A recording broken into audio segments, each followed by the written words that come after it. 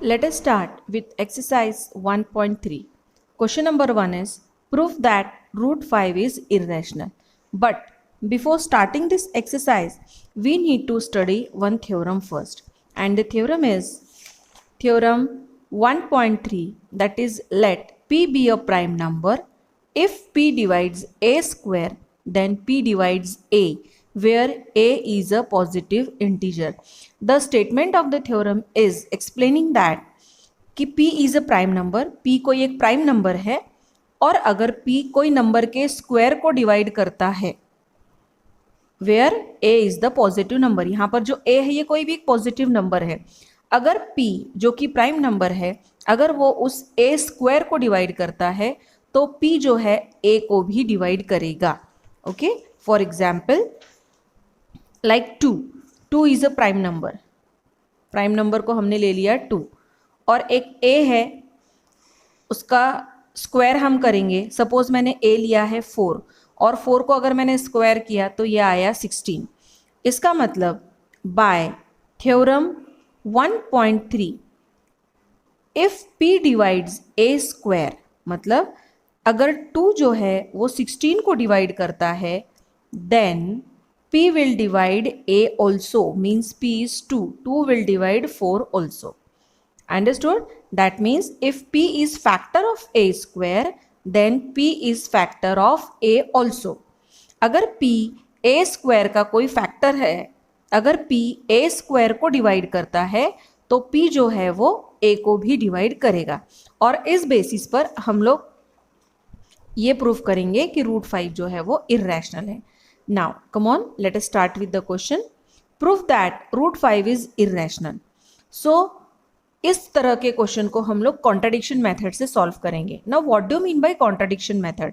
तो contradiction method is what we have to prove, we have to assume opposite of that.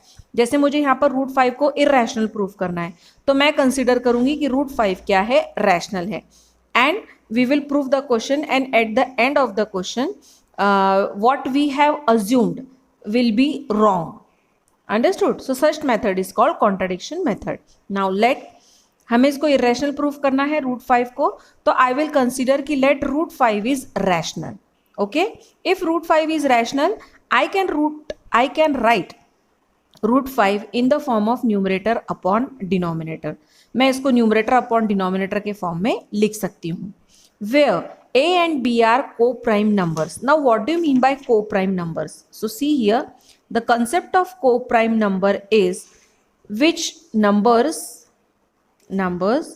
which do not have any factor common. कोई ऐसे दो number जिसमें कोई भी factor common नहीं होगा। फॉर एग्जाम्पल 7/2, 7 एक प्राइम नंबर है, 2 एक प्राइम नंबर है, दोनों में no common factor. 7 goes in different table, 2 comes in different table.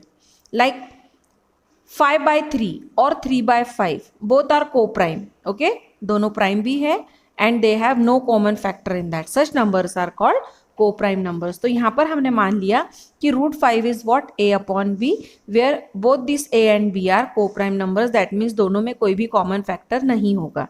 Now here a upon b equal to root 5, मैंने इसको इस तरह से लिख लिया and I will shift this b with root 5। यहाँ b मल्टीप्लीकेशन में है, वहाँ जाके वो, यहाँ b डिवीजन में है सॉरी, वहाँ जाके वो मल्टीप्लीकेशन में हो जाएगा। रूट 5 के साथ b मल्टीप्लाई हो जाएगा। Let it be the first equation. Now I have to remove this root. For removing this root मुझे इसको स्क्वायर करना पड़ेगा, तभी वो स्क्वायर से ही रूट हटेगा। But in mathematics I can't do any operation one side. If I am doing that operation from my side, I have to do it both the side. मतलब मैं इधर भी स्क्वायर करूंगी, यहाँ भी स्क्वायर करूंगी, तो यहाँ a का स्क्वायर हो जाएगा। यहाँ रूट 5 का स्क्वायर अगर मैंने किया तो रूट से स्क्वायर हट जाएगा, तो यहाँ बचेगा 5 और b का हो जाएगा स्क्वायर। मीन्स ये हो गया a square equal to 5b square. Now this 5 I will take down here below a square, तो 5 नीचे आ गया। अब अगर हम यहाँ थ्योरम 1.3 की बात करें, सो p is a prime number, if it divides a square it will divide a also। मतलब यहाँ पर ये जो 5 है अगर ये a स्क्वायर को डिवाइड कर रहा है तो 5 जो है वो a को भी डिवाइड करेगा। It means 5 divides a square then 5 divides a also. तो 5 जो है वो ए को भी डिवाइड करेगा। अब अगर 5 ए को भी डिवाइड करेगा that means 5 is factor of a, तभी तो वो उसको डिवाइड कर रहा है ना। So here I will write 5 is factor of a. This is the conclusion of the first part. Now for proving another part, second part of this question, we have to assume that a is equal to 5c. अगर same question root 2 के लिए आता है तो आप यहाँ 5 की जगह पर a is equal to 2c consider करोगे। If the same question comes for root 3 तो यहाँ पर आप a is equal to 3c consider करोगे। Okay, method will be same. अब हमने यहाँ पर a is equal to 5c consider किया, जो कि एक थर्ड कॉन्स्टेंट नंबर है, जो थर्ड प्राइम नंबर है, एक कोई नंबर है c, तो a is equal to 5c। Now I will put this value of a in first equation, that is a is equal to root 5b। मतलब इस a की जगह मैंने पुट कर दिया 5c।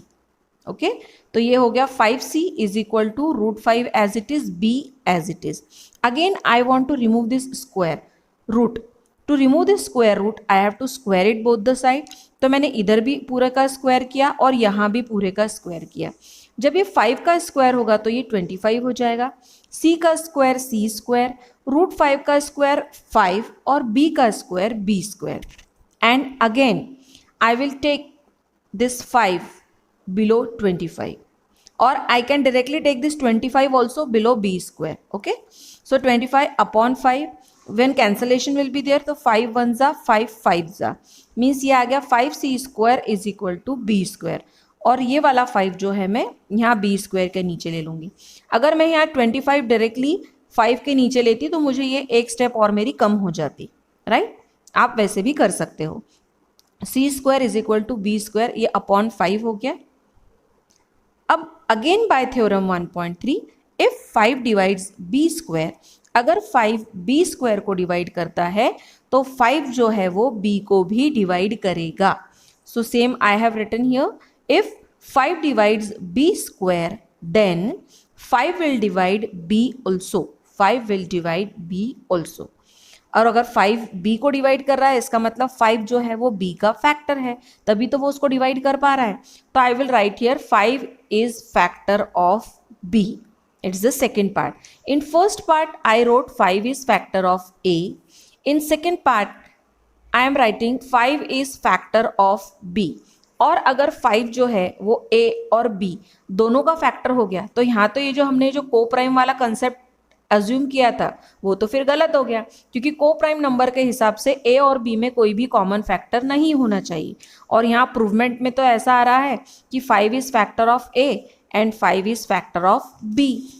ओके, सो मैंने इसका कंक्लूजन इस तरह से निकाला कि root 5 is factor of a as well as b। 5 जो है वो a का भी फैक्टर बन रहा है और 5 जो है वो तो b का भी फैक्टर बन रहा है। But a and b are coprime numbers, लेकिन a और b तो को प्राइम नंबर्स है and they will not have any common factor. और को प्राइम नंबर्स की डेफिनेशन के अकॉर्डिंग उनमें कोई भी कॉमन फैक्टर नहीं होना चाहिए। इसका मतलब our assumption that root 5 is rational number is wrong. इसका मतलब हमने जो स्टार्टिंग में जो अज्यूम किया है यहाँ पर कि रूट 5 जो रैशनल नंबर है, ये जो रूट 5 रैशनल है ये गलत है, क्योंकि अगर ये रैशनल नहीं है तो इनमें कोई भी को प्राइम नंबर नहीं, मतलब दोनों जो है वो को प्राइम नंबर हमने कंसिडर किए, ठीक है ना। तो पर यहाँ पर तो ये a और b को प्राइम नंबर नहीं बन पा रहे क्योंकि 5 दोनों का कॉमन फैक्टर 5 दिखा रहा है यहाँ पे। इसका मतलब कि हमने जो अज्यूम किया है कि रूट 5 रैशनल नंबर है ये गलत है। अगर ये गलत है इसका मतलब सही क्या है कि रूट 5 इज इर्रेशनल नंबर। इस मेथड को बोलते हैं कॉन्ट्राडिक्शन मेथड। अब इसी तरह के दो क्वेश्चन जो है I am giving you for practice, like prove that root 2 is irrational and the next question is prove that root 3 is irrational. Both the questions you have to solve by same method, that is contradiction method.